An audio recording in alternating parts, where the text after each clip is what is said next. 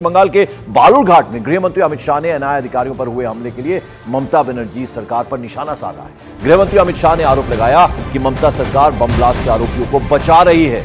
अमित शाह ने यह भी कहा कि बंगाल में जब तक घुसपैठ होती रहेगी तब तक पश्चिम बंगाल सशक्त नहीं हो सकता है। ममता दीदी घुसपैठ बंद नहीं करेंगी क्योंकि घुसपैठी उनका वोट बैंक है, यह भी उन्होंने कहा। इसके अलावा अमित शाह ने कहा कि बंगाल में बीजेपी सरकार ही घुसपैठ को बंद करा सकती है। यह बड़ा बयान गृह मंत्री अमित शाह ने दिया है।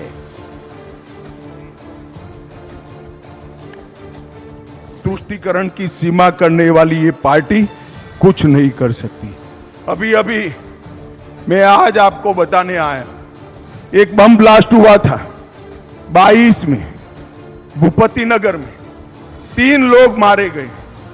मुझे बताओ भाई, बम ब्लास्ट करने वालों को मजबूती से जेल की सलाखों के पीछे डालना चाहिए या नहीं डालना चाहिए? जरा जोर से बताओ, डालना चाहिए या नहीं डालना चाहिए? इसकी जांच हाई कोर्ट ने एनआईए को दी और ममता दीदी एनआईए पर केस रजिस्टर कर बम ब्लास्ट करने वालों को बचाना चाहती है। ममता दीदी शर्म करो, शर्म करो। आप बम ब्लास्ट के आरोपियों को बचाना चाहती हो।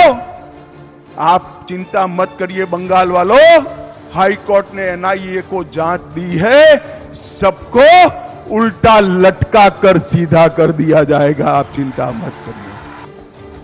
इस बीच आपको बता दें, तृणमूल कांग्रेस ने भूपति नगर बम ब्लास्ट केस में जो एनआईए की कार्रवाई हुई है उस पर सवाल उठा दिए और एनआईए जांच को बीजेपी की राजनीतिक साजिश बतला दिया है। अगर आप बोले कि भूपति नगर, तो बोला है कि उसको जाना नहीं है, वीडियो कॉन्फ्रेंसिंग के दौरान वो बोलेगा तो बोलेगा वीडियो को। ये तो हम लोग देख चुके हैं कि कोविड के टाइम में बहुत सारे ऐसा हुआ है, तो वो सोचे हैं कि अब भी इसको थोड़ा सपोर्ट देना है तो दिए हैं और उसको वीडियो कॉन्फ्रेंस के दौरान उसको बोला है, तो ये हुआ। एनआईए हाई कोर्ट में मूव किया, उसको डर है कि ये जो सबूत हम लोगों ने दिखाया, अगर इसका अच्छी तरह से जांच हो तो सच क्या है वो पब्लिक का सामने आ जाएगा। ये सबको पता है कि ED, CBI, income tax, NIA अभी बीजेपी का पॉलिटिकल विंग बन गया है और इसका सबूत हम लोगों ने दिखाया है। इसको रोकने के लिए वो लोग हाई कोर्ट जा रहे हैं, लेकिन इससे कुछ फायदा नहीं होने वाला है। सेंट्रल एजेंसी के साथ बीजेपी का जो नेक्सस है वो अभी सबको पता चलेगा।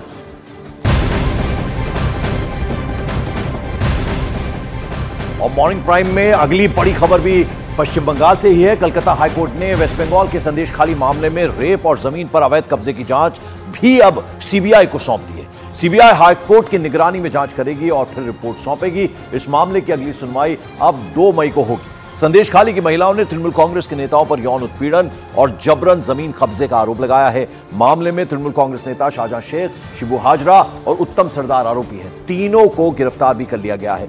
हाईकोर्ट के आदेश के बाद अब ममता बनर्जी सरकार सीबीआई जांच पर रोक नहीं लगा पाएगी। ये जांच भी अब सीबीआई को सौंप दी गई है कोर्ट की तरफ से। राज्य सरकार केंद्र सरकार से सीबीआई जांच की सिफारिश करे और अब ये कह दिया गया है कि अब इस पूरे मामले को भी सीबीआई ही देखेगी। तो अब सीबीआई जांच में ये पूरी बात सामने आएगी कि आखिर संदेश खाली में हुआ क्या था। तो अब ये पूरी की पूरी जांच जो है इसकी जिम्मेदारी अब सीबीआई को सौंप दी गई है और कोर्ट के आदेश के बाद अब ममता बनर्जी सरकार सीबीआई जांच पर किसी भी तरह की रोक नहीं लगा पाएगी। ये अब क्लियर कर दिया गया है कलकत्ता हाईकोर्ट की तरफ से। यानी अब इस पूरे मामले को भी सीबीआई ही देखेगी और फिर सच जो है वो सामने आएगा, आखिर क्या हुआ था संदेश खाली में। और संदेश खाली पर कलकत्ता हाईकोर्ट के फैसले के बाद केंद्रीय मंत्री स्मृति ईरानी ने ममता सरकार पर कड़ा प्रहार किया और बंगाल सरकार पर संदेश खाली के आरोपियों को संरक्षण देने का आरोप लगा दिया। एक लंबे अंतराल से ममता बनर्जी संविधान को नहीं बल्कि शेख शाहजहां का संरक्षण करती आई। आज कोर्ट का ये आदेश कि संदेश खाली में जिन महिलाओं का बलात्कार हुआ, जिन महिलाओं का शारीरिक शोषण हुआ और जिन गरीबों की ज़मीनें लूटी गईं, वो सारे केस अब सीबीआई के सुपुर्द करेगी। कोर्ट का ये आदेश है। मैं कोर्ट के इस आदेश का स्वागत करती हूँ। संदेश खाली की महिलाओं को और गरीबों को विशेष इंसाफ दिलाने का ये पहला पड़ाव है। अब जरा आपको बता दें, शाहजहां शेख तृणमूल कांग्रेस का डिस्ट्रिक्ट लेवल का नेता रहा है। 5 जनवरी को राशन घोटाला केस में नॉर्थ 24 परगना में एनफोर्समेंट डायरेक्टरेट की टीम ने छापेमारी की। इस दौरान शाहजहां शेख के घर रेड के दौरान एनफोर्समेंट डायरेक्टरेट की टीम पर लोगों ने हमला बोल दिया और फिर 8 फरवरी को संदेशखाली इलाके की महिलाओं ने रेप और जमीन पर कब्जे का आरोप लगा दिया। इसमें तृणमूल कांग्रेस नेता शाहजहां शेख, इसके अलावा उत्तम सरदार और शिबू हाजरा के नाम इसमें शामिल थे।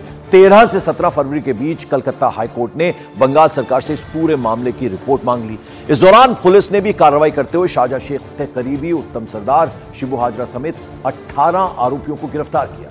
फिर 26 फरवरी को कलकत्ता हाईकोर्ट ने शाहजहां शेख की गिरफ्तारी के आदेश दे दिए। 27 फरवरी को बंगाल पुलिस ने शाहजहां शेख के करीबी टीएमसी नेता अजीत मैती को गिरफ्तार किया। फिर 29 फरवरी को कोलकाता पुलिस ने संदेशखाली के आरोपी टीएमसी नेता शाहजहां शेख को भी गिरफ्तार कर लिया।